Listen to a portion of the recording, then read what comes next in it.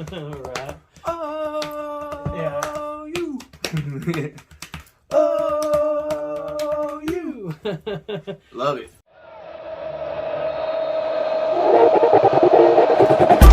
Today, the Sooner Magic Bros talk about the first game and victory of the Brent Venables era. Yeah, baby! UTEP had a major problem on the goal line. Yeah, a Marcus major problem. Now here's your hosts, Johnny and Derek. Brought to you by Next Halen, Oklahoma's premier Van Halen tribute band. Hey, what's up? Welcome back to the Sooner Magic Bros. This is your boy Derek. Johnny. Sooner And- Magic Bros. We are the Sooner Magic Bros. Some people ask, like, where did you come up with that name? Where did I come up with it? It's kind of like Super Mario. It's kind of like Super Mario Brothers, but Sooner Magic Bros. I thought it was perfect.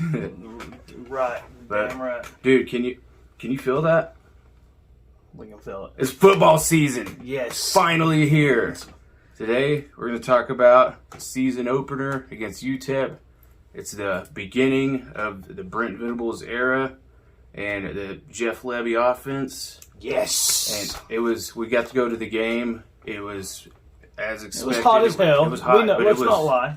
It was awesome, though. It was hot, and it was worth every damn drop of sweat. Yes. And every $6 bottle of water, it was worth it. Yeah.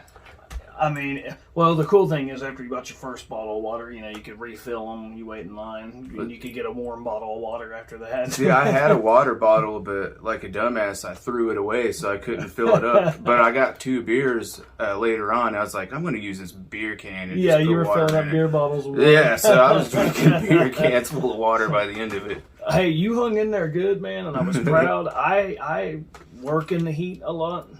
He does not. Well, He hung in there like a champ. No, though. I have this summer. I've been working a lot of okay. festivals where it's like 2 full days outside, so I've been used to it, man. Brent Venables would have been proud. So let's talk about the game. We was there. You were probably there too. If you're watching this podcast, only hardcore fans are watching podcasts like this. He's probably YouTube there. channels. You're a hardcore. If you're watching us, you're a hardcore fan. So if you're a hardcore fan and you wasn't there, that's fine. We ain't at every game either. We try to be. Sometimes we're playing shows with our band. We can't be there, but we're Try to there. make as many as we can. Yeah, we're at most of them, but from the get go, I love the hype video. Yeah. Oh my god, Dude, dude. that was so badass. Was that not like it felt like a I had fucking goosebumps. I had like a weird lump in my chest. yes, But I was like just so excited, like a little kid going to the zoo or something. absolutely. Like, Dude, yeah. hey, what did you think of the video of Barry Switzer, Bob Stoops, and then you see Dude. Brent Venables come out of the It was light, the through ultimate the light? ending to that whole video. That was so kick-ass.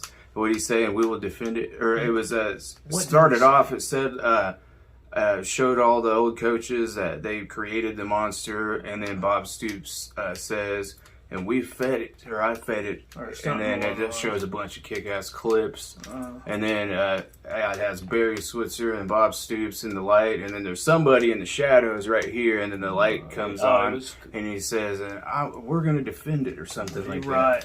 Yeah, it was like almost cathartic. I mean, it was so cool in the moment that you got like in that crowd just all at once. And then you had the fire and the Oh, smoke we were coming out, pumped, and then dude. all the fireworks.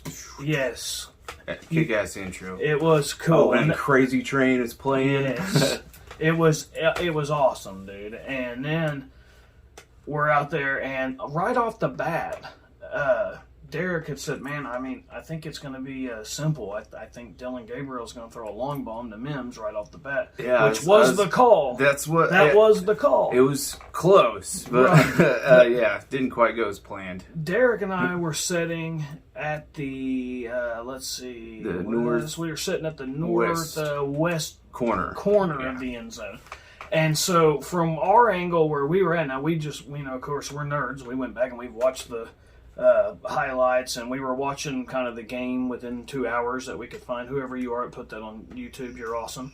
But we were watching it, and basically you could see from our angle, it felt like, oh man, what the hell? Like, that wasn't Like, it looked like a pretty shitty pass. It looked like he was way off. And I'm like, dang, dude, did that slip out of his hands? But then when I went back and we watched it on TV, it was clear he got nailed when he threw it, and it looked much better on TV than it looked there in person. But then after that other long ball that was like over 40 yards to Mims, that was a straight, he started dropping dimes, man. And I know we probably opened up 10% of the playbook, 20% of the playbook, maybe. So they kept it, they're not putting all their cards down in this game. But it was never in doubt like frickin' last year's home opener, you know. It was a deal where it was like we kept it contained and controlled. And the defense, man, the main thing that I noticed about the defense that really stuck out to me was they tackle better. Yeah. That's like the most noticeable thing is they tackle better. And the corners cover better. It did feel like when we were at the game, it did kind of feel like some of them crossing routes. There was times where I'm like, dude, come on, man. But, you know, it's like, oh, Brent Venables is our coach, our head coach now. So, like, they should have 0 yards every game and 0 points, and that's just not how it's going to be. Not instantaneously. But, damn, they did it. They did good. Yeah. I mean, and I know it's just UTEP. But keep in mind, we are Sooner fans.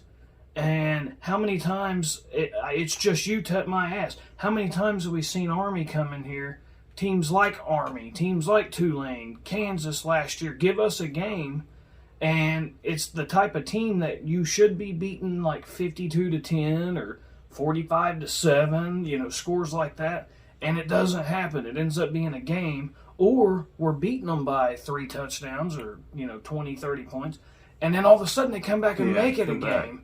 And we've seen that so much, and I just kept thinking, like, man, please tell me that this ain't going to happen, and it never did. Well, I got worried for a little bit. We were up, was it like 21-0, and then the offense came out, and there was like 2 drives in a row where we just didn't get anywhere. Right. And I was like, oh, don't tell me this is where it starts, and then they're going to come back and make this a game. But it never happened. It stayed contained. Well, we got PTSD about that kind of shit. Yeah, that was the PTSD. Right.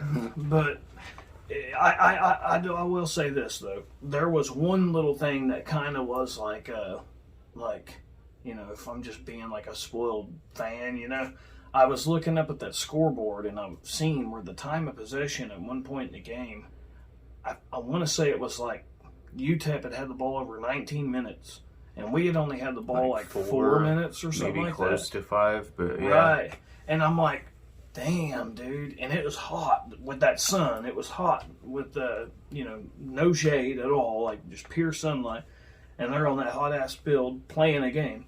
And I remember thinking, like, dude, that is a long time for your defense to have to defend that whole time, dude. And the fact that I'm pretty sure we only gave up, like, 1 play over 15 yards, dude. All the big plays that we're used to seeing teams have on us, dude.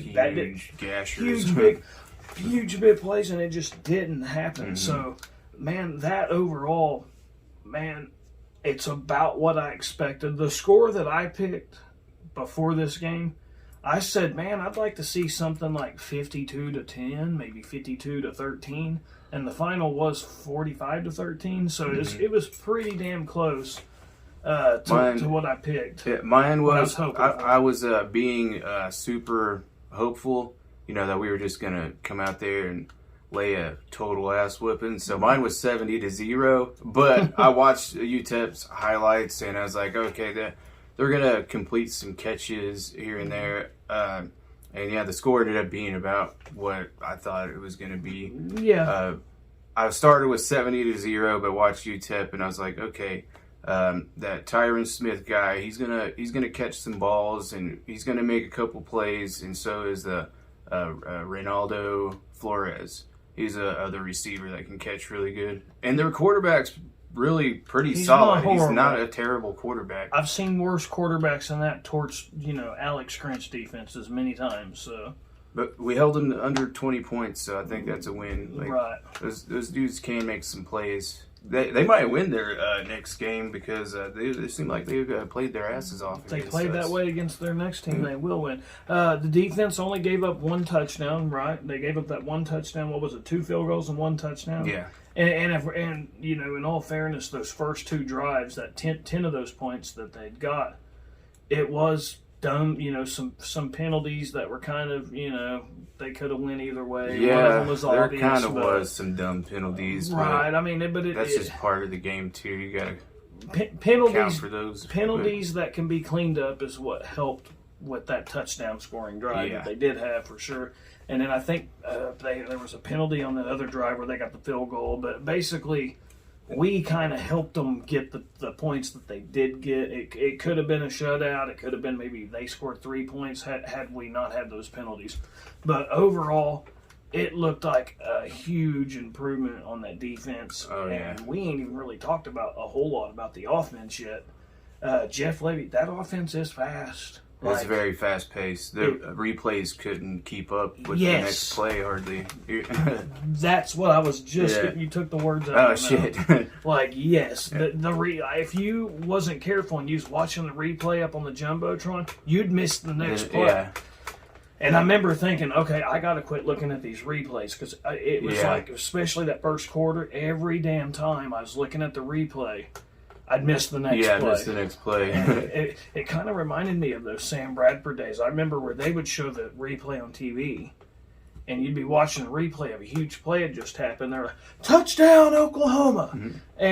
And you're like, oh, we missed it. Yeah. They got to show a replay of the replay. Yeah. And then they could finally catch up as we're kicking the PAT, you know. But, yeah, that was a fast offense, and it reminded me of those days. And man, they didn't even empty. You know, I bet if I had to guess, I mean, 10, 20% of the playbook is probably all they emptied out. But let's talk about some of the guys. I didn't notice while we were there, but on the highlights and replays I was watching, also the chains are having a hard time keeping up. They did too. I think they snapped the ball before they were set at least one time. Mm-hmm. But yeah, it's a fast-paced offense. UTEP had a hard time keeping up as well. Yeah.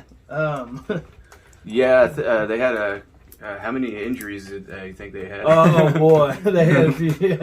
Yeah, their injury list, man. I would have probably had to do the same thing. Well, no. I mean, it's what they do. You know, when we start really putting their foot on the gas, but it's fast, man. Mm-hmm. So Dylan Gabriel, you know, he only threw 23 passes, and you know It's one of them deals where he almost missed almost all of last year, right? And he's on a new team, new receivers, and in a big conference too. Right, but I felt like he was solid. He dropped some dimes, you know. He ran for a touchdown.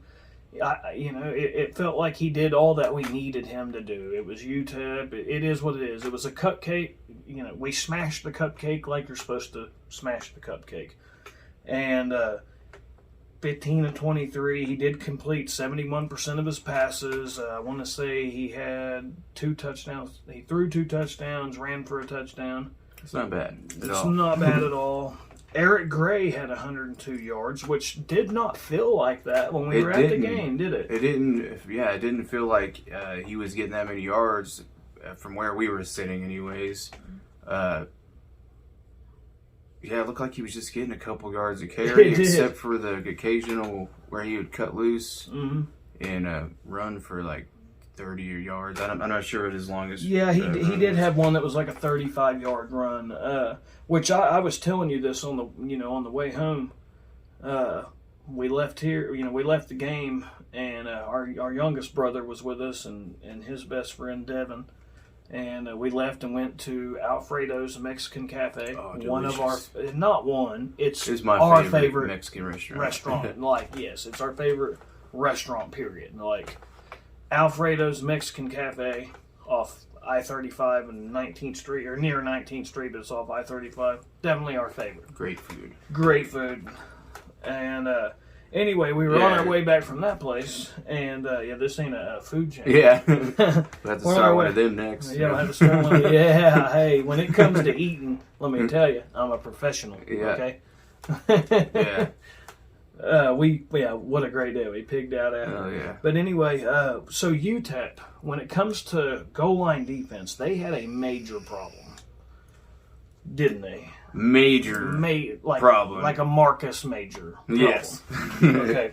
So, Marcus Major, definitely a power back. Like, there's a difference. And I think it's a good combo between going from Eric Gray to Marcus. You got this guy. I think that's how they're going to do it. It's a good combination. You get used to this guy that is totally different. This Marcus Major, he's like a power back. Like, this dude has a lot of talent for a guy who's hardly ever has been on the field for us. I mean, he's been on the field, but I want to say he ain't had 2 touchdowns his whole damn career, which he had 2 touchdowns, just yesterday. But yeah, he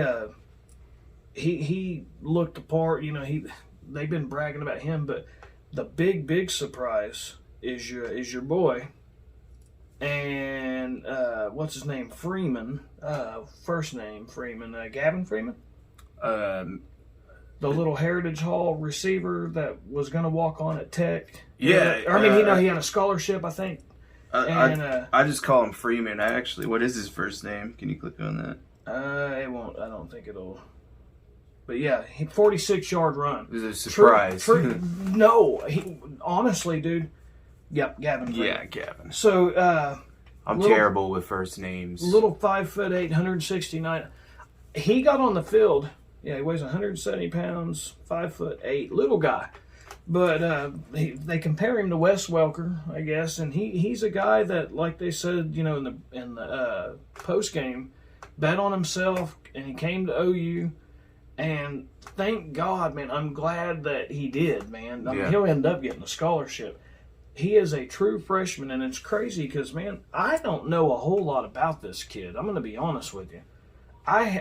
When he scored that touchdown, I seen it, and at first I thought it was Drake Stoops because from where I was, I couldn't see the jersey number. Yeah.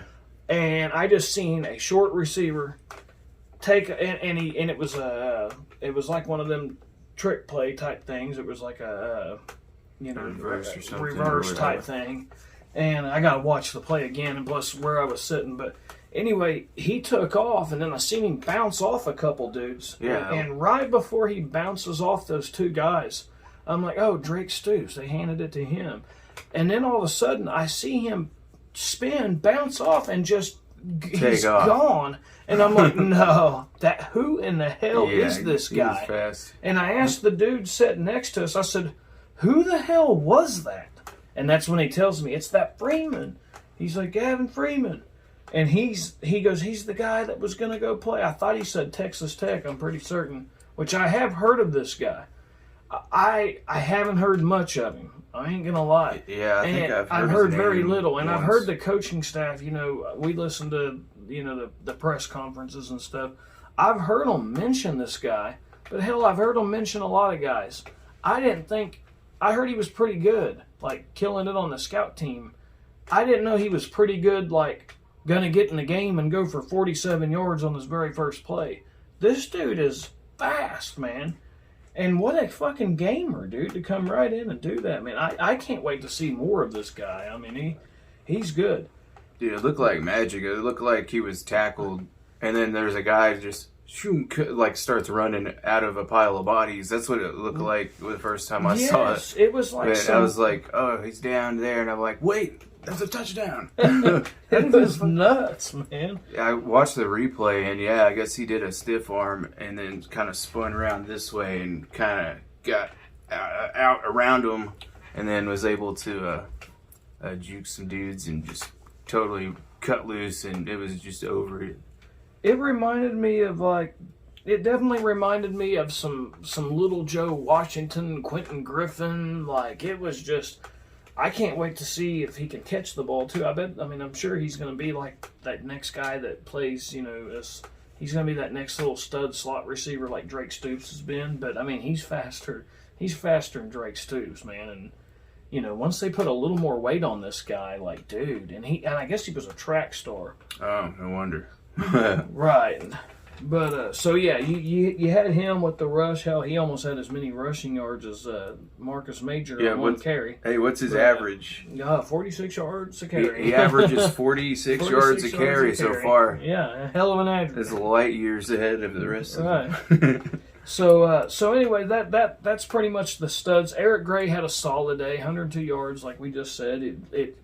The numbers are better than what we thought he looked like, but I mean, I guess when you see Major scoring a touchdown and another, it kind of feels like, oh man, he was our best running back. But Eric Gray is the one that did get the yardage.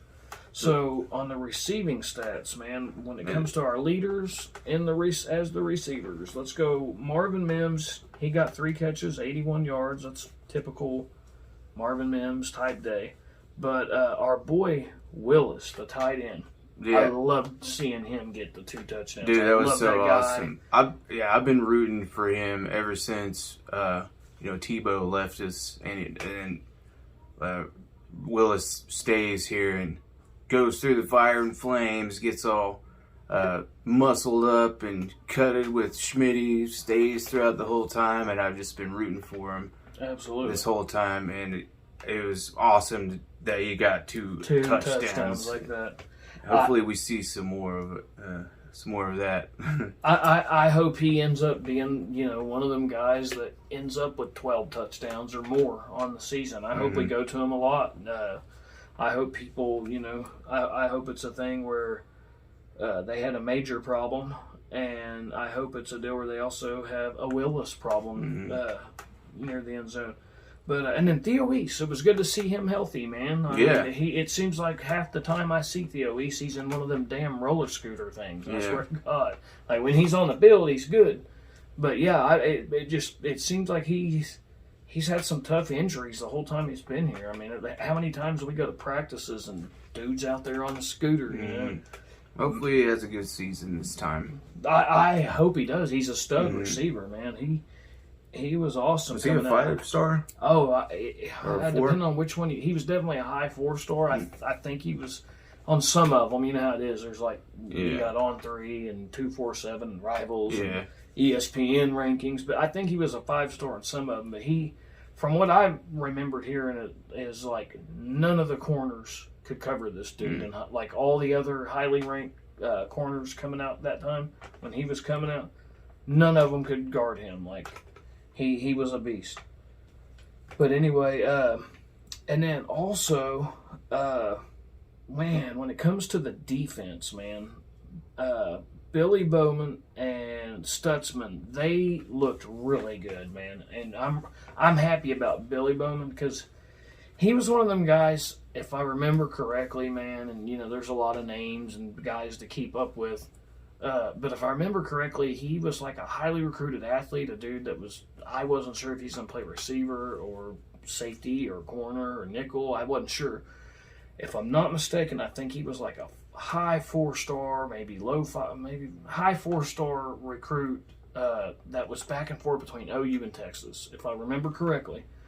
And we were happy that he chose Oklahoma. And I was thinking, dude, if he ain't starting on this defense, I want to see him play on the offense.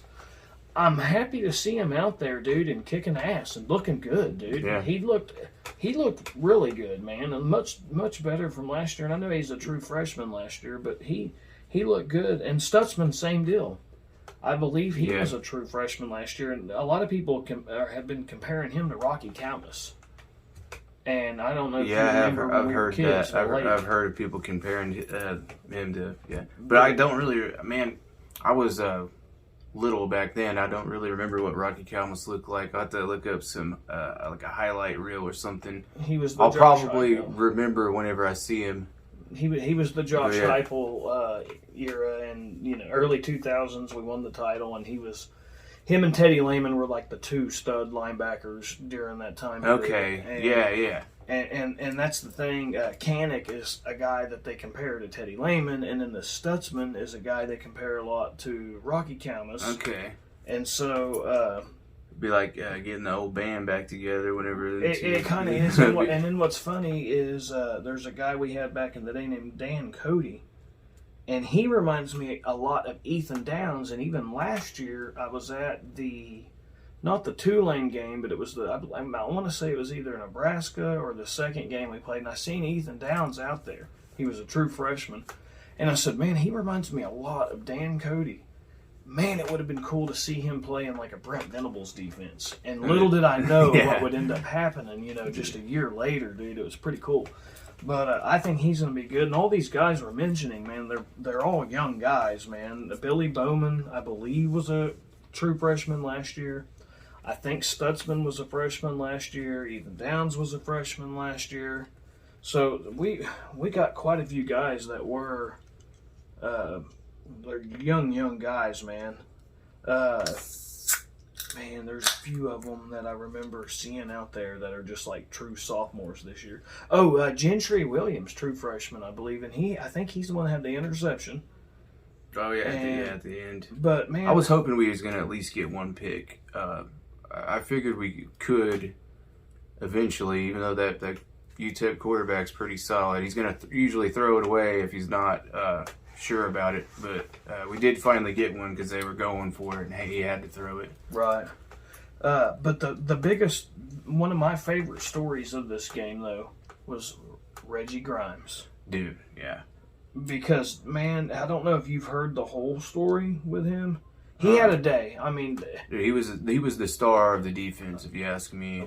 Right. When you're at the game, he was the one that it felt like, and it wasn't just the sack that he had, but just the energy after, and just and what he was putting into the crowd. We could feel it. He had the uncommon effort. That uncommon effort, yes. And dude, hey, when we're sitting out there in that sun and like, you keep going back and forth like, man, should I go get another bottle of cold water and get in the shade for, go get out of the sun for a second? It's like, no, we got to have that uncommon effort. Even as a fan, man, we got to hang in here.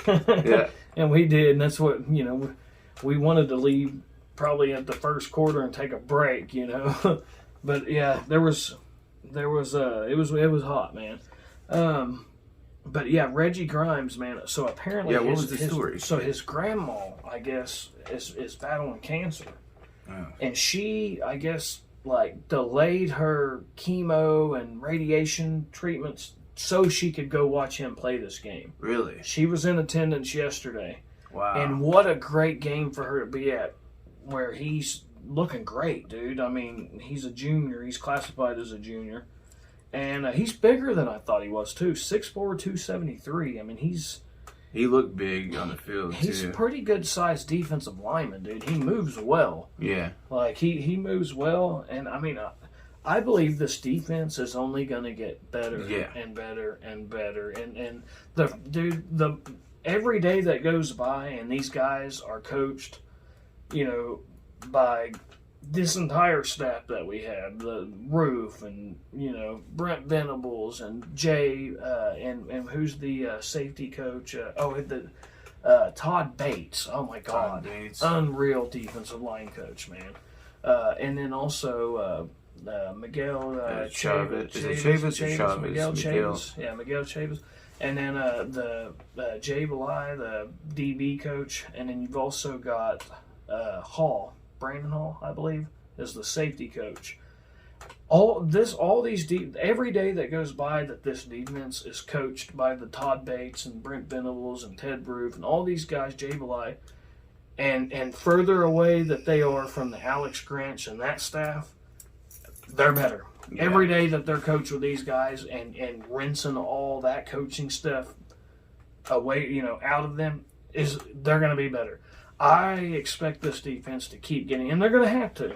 When you're playing your Baylors and your Oklahoma State, they looked good. Their offense looked good. I know they gave up some points late. It kind of reminded me of freaking typical Lincoln Riley game where you got this big lead and you give up all these freaking points in the fourth quarter when you think a game's over. Dogfight with Central Michigan. Right, exactly. And But their offense looked good, and their offense is going to be good. Now, I still say that quarterback is good for about 2 turnovers a game. Yeah, and I was watching it, waiting for it. I was like, I wonder if he's still going to be good for a turnover or 2. And I think he threw a pick on their game. Did he? Yeah, I fell asleep during that game. I had to get up and go to work really early, but yeah. So they're going to have to, they're going to have to get a little better on defense, and I think they will. And also the offensive line, man, it wasn't a perfect game, and I know Wanye Morris was out. Yeah, he was out. So it was overall, man, it was about what I expected. The crowd was awesome. For playing UTEP, crowd was awesome. The cool hype video with Barry Switzer and Bob Stoops and the light with a spotlight on them, and then you can kind of see in the dark, here comes Brent Venables. The crowd went apeshit. Yeah. And it was almost like cathartic, dude. It was awesome. But I can't wait to go to another one, and we'll probably go to the Kent State game. We don't have to play a show next weekend, luckily. Well, you're gonna get to go. I'll have to miss that one, but I'll be watching it on TV. I have to go out of state for something. I'm not gonna mention the state. Right. But anyway, overall, man, what's your final thoughts on the game? I mean, man, it was. Trying to find the right words here. It was about what I expected, but it wasn't. There really isn't anything that looked worse than what I expected. It was, there really isn't something I can be like, man, we've got to fix this or that. It looks like a team that is new, and they're going to get better, and I'm sure they will be better as the season goes on, and hopefully by that Nebraska game, we're just a nice, tight, well-oiled machine that can kick the dog shit out of them. Yes. I'm right there with you. I agree with everything you said. I'm not as worried about the Nebraska game as I was 2 weeks ago. I'm not as worried about it, but it's still going to be a test, Yeah, it's a Power 5 team. It's on the road, and any given day you can get beat by anybody, especially when you got the Oklahoma logo on your chest, and it ain't just Oklahoma. It's any of these big schools. You're going to have a target. Teams are going to play their best against you. They are. You're going to have a target on you, but I am more concerned with the K-State game. I'm kind of looking at Kansas State as that team where I feel like it's going to be our first real test. And who knows, man? We may go out there and kick the shit out of Kansas State and Nebraska, but I feel like Nebraska is going to be a team that we should beat. We should beat them by a few scores, but K-State is that first game that I know we need it. All of our studs healthy. We need to play well. They're going to. They're returning, I want to say 8 starters on each side of the ball from last year. Same coaching staff. They don't have a bunch of new pieces that they're trying to gel together. They're going to be quite a bit better team than any of these first 3 teams that we're playing. Yeah. So it's going to be that first team. And who knows, man? We may go out there and play. I don't know. But I know we got to be on our A game against that team. And if we spank Nebraska good, I'll feel much better about the Kansas State game. Yeah. I love it that Oklahoma State and Baylor are both in Norman. And with that crowd's going to be nuts. The end of the season, too. I feel like the K-State game may be in Norman as well. I need to look that up and make sure. I guess what I'm saying is you can't really take a whole lot away from this game. It was against UTEP. We did about what we should have done. Yeah. And, I do think that the Kansas State game is going to be the next. It'll be the first test, I think. Okay. That'll tell us more about the team, right, what they're going to look like. Okay, so luckily the K-State game is in Norman. So I thought that's how it went. I was pretty certain that the 3 teams that I was the most that'd be concerned a cool about, game to go to. Kansas State, Oklahoma State, and Baylor. Those are the 3 games. Because if you look at Oklahoma's schedule, I know some people laugh at us because we think we could win 10 or 11 games this year with a lot of new pieces in place. But you can laugh all you want, but Oklahoma's more than likely going to be favored to win as of right now. I'm pretty sure Oklahoma's favored to win every damn game on their schedule right now. So it's not like it's crazy. But out of all those games, the 3 games that I am concerned about are all 3 at home. When it comes to the Texas game, man, they've got talent. We've said it before. Oklahoma and Texas, they have over 50 players. They're blue chip, 4 stars or more players, while everybody else has just a handful. But they have a freshman quarterback that, say what you want, he was supposed to be a true freshman this year. He skipped it. Last year was supposed to be a senior year of high school. Doesn't make no difference that he held a clipboard for Ohio State instead of playing his senior year of high school. He was still supposed to be a senior. He has no college experience. He is a freshman quarterback. They may have 3 offensive linemen that are freshmen. And I may legit, I'm not going to say that.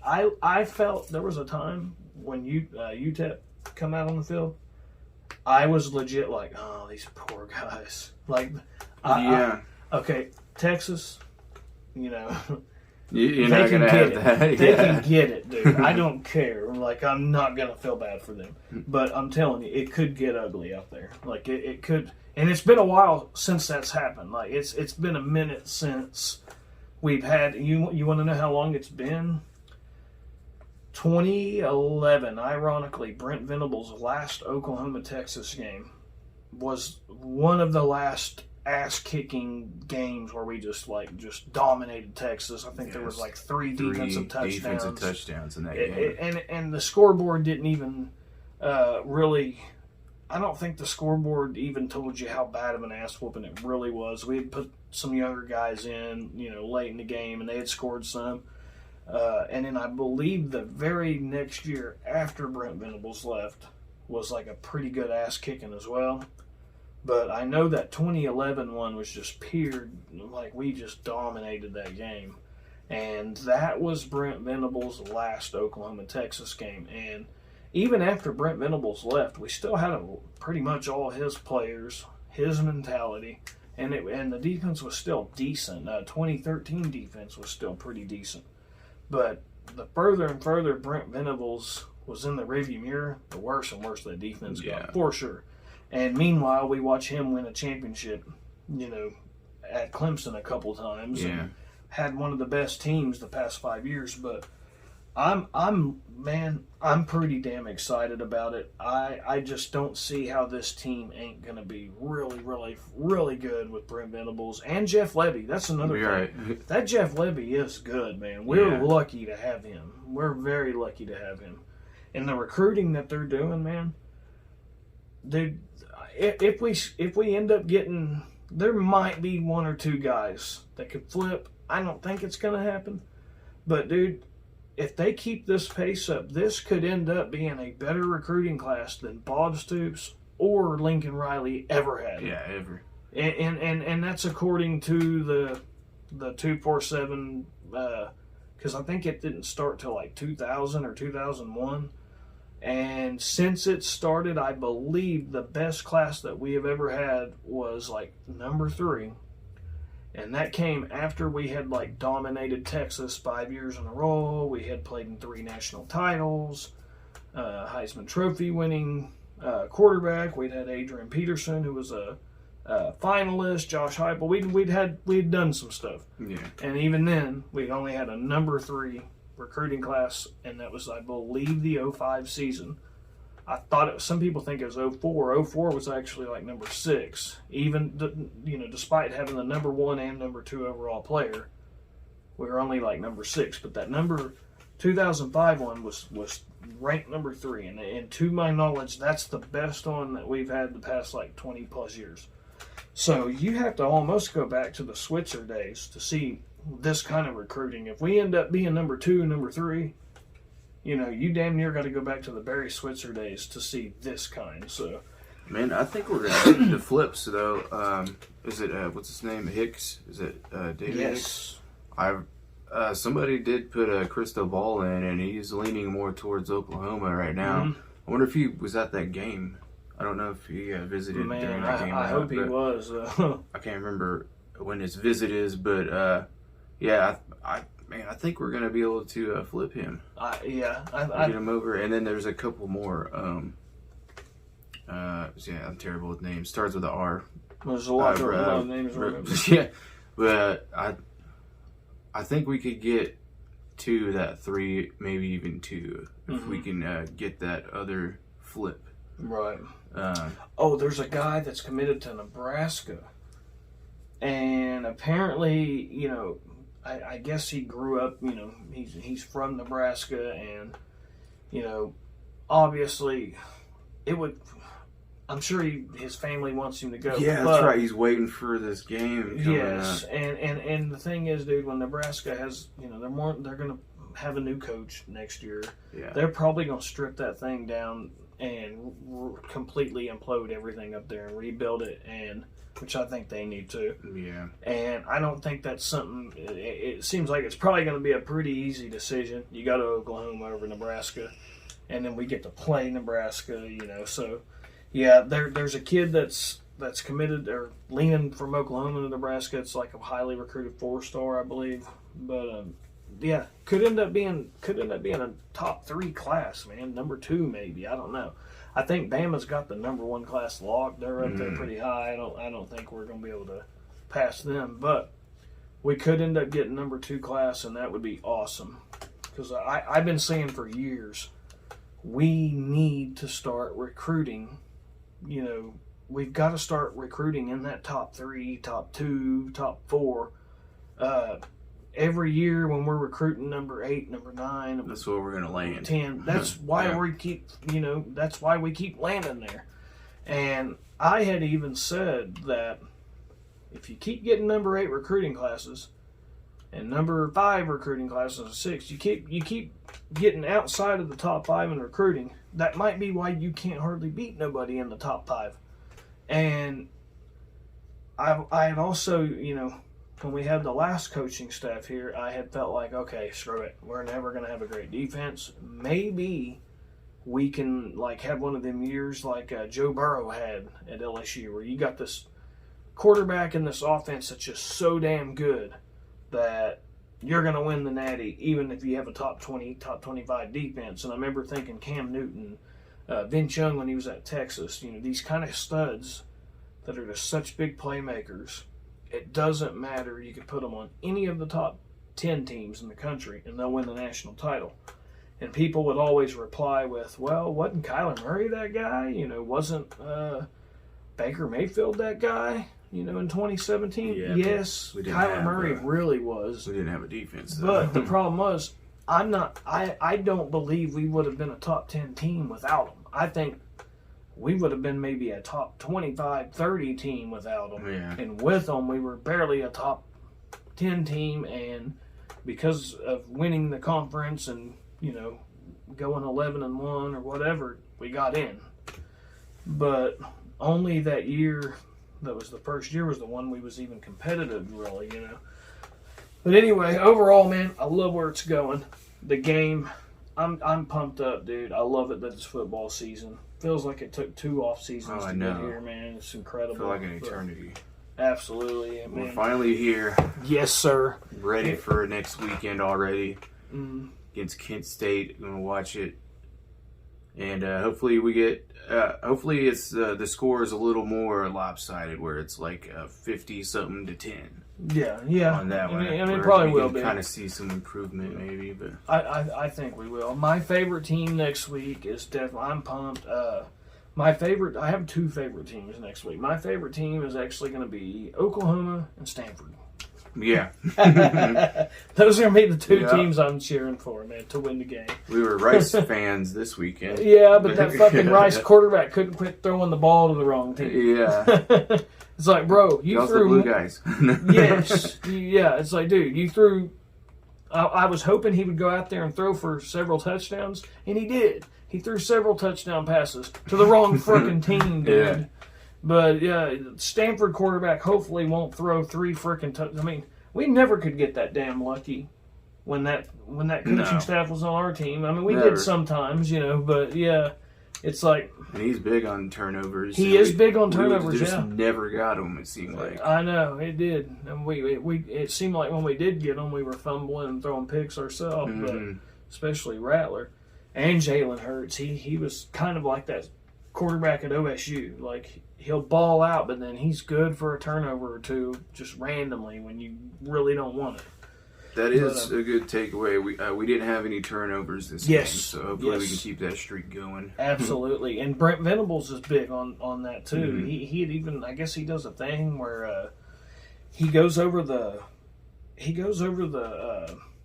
like top 10 teams and turnovers, like whoever's ranked the best, like meaning like they force turnovers, but they also don't get they also don't have any. They're like the best turnovers. They're teams that's got the best stats and turnovers on offense and defense. And I guess he was mentioning all those teams, and he said he wants us to be one of those top 10 teams in turnovers, where we take care of the football, but we also, force turnovers. Yeah. So I hope we are. I mean, because we're 0-1 so far. Well, you got 1-0 so far. However they measure that. 1-0 so far. So let's keep it going. And man, I can't wait to see this team get better. This is such a much better opener compared to last year. Oh yeah, where we had to sweat a dogfight against Tulane. It was embarrassing. It was kind of a microcosm of what the entire season ended up being like. Squeaking out games that whole damn year, not playing up to our potential.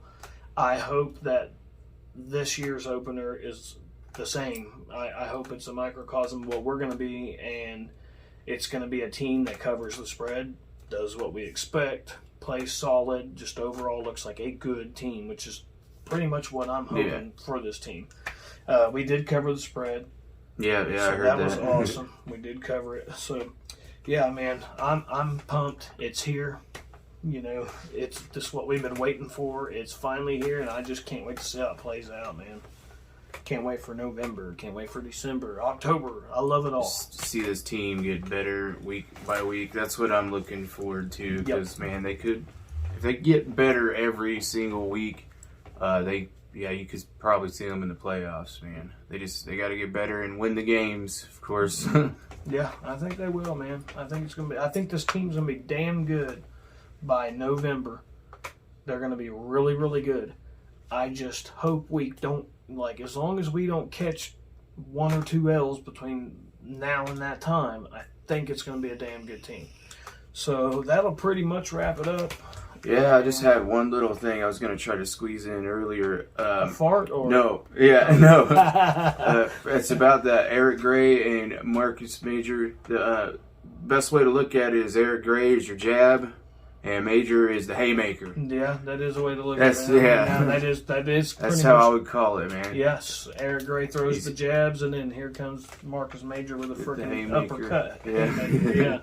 Yeah, that's definitely it. That's how I would keep it going too. Maybe they'll do it that way. Eric Gray wears him out, and then punch him in the face. And then that little Freeman kid is basically like the little dude that comes up and sneaks up on you and kicks you in the nuts real fast. Yeah, real quick. Sneaks in. Sneaks in. Kicks you in the nuts. But anyway, man, it's awesome. I can't wait. We'll be doing videos every week, after the games and giving our thoughts, pretty much, game recap. We're going to be doing game recap. Every week, game recap. But anyway, that'll be it. That's all, folks. I guess that's it, man. Boomer Sooner.